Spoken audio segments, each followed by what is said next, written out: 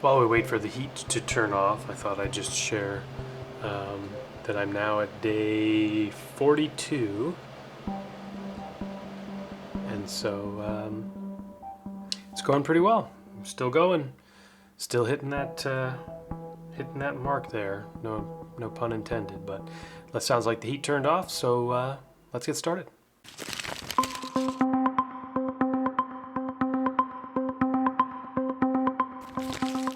Hello, and welcome to another episode of Cybersecurity 101. I'm Mark Hemingway, Creative Content Director here at Archer Energy Solutions. Today we're going to take a look at malware. Pretty straightforward. We all know what malware is, but do we really know what malware is? It's hard to say. Try it. See? We're just going to try and get a little more information on it today. So if you're unfamiliar with how this works, I want to learn cybersecurity terms and I want to know what people are talking about. So I use ChatGPT to help educate me.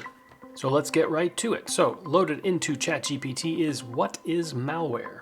Malware is a malicious software designed to harm, exploit, or otherwise compromise a computer system. Okay. So we've kind of known that. But let's see if we can get a little more, just kind of go in and find out some more basic stuff about malware. We know there's all sorts of different types of malware, so let's find out what are the different types of malware. The different types of malware include viruses, worms, trojans, ransomware, spyware, adware, and rootkits. So I know that we've covered on here, Trojans. I think we covered Trojans. No, we covered Trojan horse, which I guess is the same thing. And we covered, I believe we did ransomware, and I know we did rootkits. So, right on. We're putting our knowledge to the test. So all of those things fall into the category known as malware. So that's the main hub, the main cloud. And all these things are forms of that. Next question up is, how does malware spread? Malware spreads through email attachments, infected websites, software downloads, and removable media like USB drives. So everything. Yeah, attachments, click on that, open it, bam, infected websites, software downloads, and removable media. Yeah, if you see we did this a while ago, if you see a USB drive laying on the ground, don't pick it up and plug it into your device. Do not. Who cares what's on it, right? It's none of your business, right? If you know who it belongs to, or if it's got something on there like return to, maybe see if you can do that. But if not, just throw it away. Just throw it away, or leave it there. Just leave it there. But, email. Just don't mess with those USB drives. It's bad news. Anything that has a USB on it, you can pretty much put malware inside of it. Just be careful what you plug in. All right, we know how we can get it, so how do we know if we have it? That's a good one. What are common signs of malware infection? Common signs of a malware infection include slow performance, frequent crashes, unexpected pop-ups, unknown programs starting at boot, and unusual network activity. I do have one additional question here, because I know back in the day, Mac computers were considered basically safer. So here I have loaded, are Macs better to use than PCs to avoid malware? It says Macs are generally considered less targeted by malware than PCs, but they are not immune to malware. There you go, good to know. So they don't like coming at us because most of us creative types are the ones that use Macs, and they don't really care about our artwork and wonderful drawings and things that we've done. They're more interested in big money. Yeah, so, okay. Good to know. All right, so what do we do? So what should I do if my computer is infected with malware? If your computer is infected with malware, disconnect from the internet, run antivirus, anti-malware scans, remove the detected threats, and update your software. Consider seeking professional help if needed. And then from that point, if you get it all wiped up and cleaned and your whole brand new computer up and running again because you've gone from backups and all that stuff, maybe do a VPN at that point so that at least it's a little bit more secure to help you scramble things for the bad guys. So But yeah, that's good advice. So if you're going to use this antivirus or anti-malware stuff, how do antivirus programs detect malware? How do they find it? I'm sure it's got to be hidden in there pretty good. Antivirus programs detect malware by using signature-based detection, heuristics, behavior analysis, and machine learning techniques. It knows what it's looking for, and that's how they find it. So you and I, we don't know what to look for, but that's what those things look for. Gotcha. Okay, cool.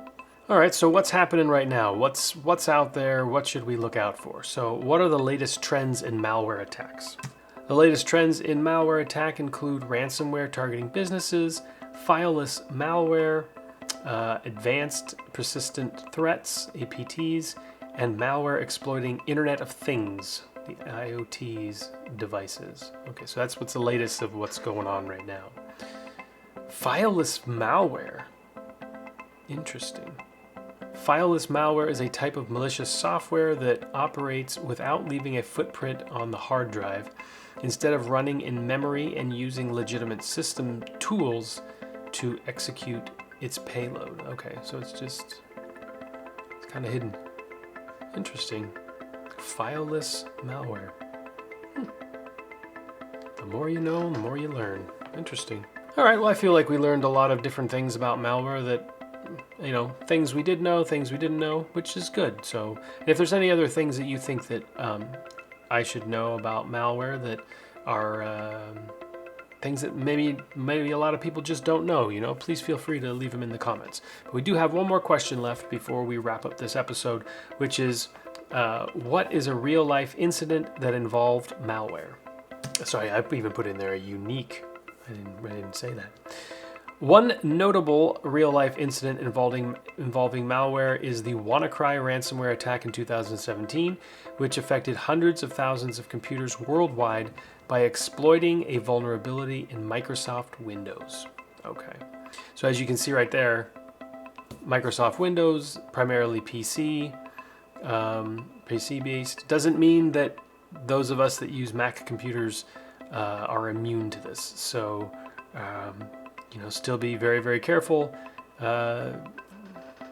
where you go, what you do, what you click on, what you download, and what you watch. So, I'm sure there's going to be a next big thing that comes after the internet, and they'll get that too. So, things to look forward to. So anyways, well, thank you once again for joining me for another episode of Cybersecurity 101. Don't forget to follow us on all of our socials on LinkedIn, Facebook, and Twitter.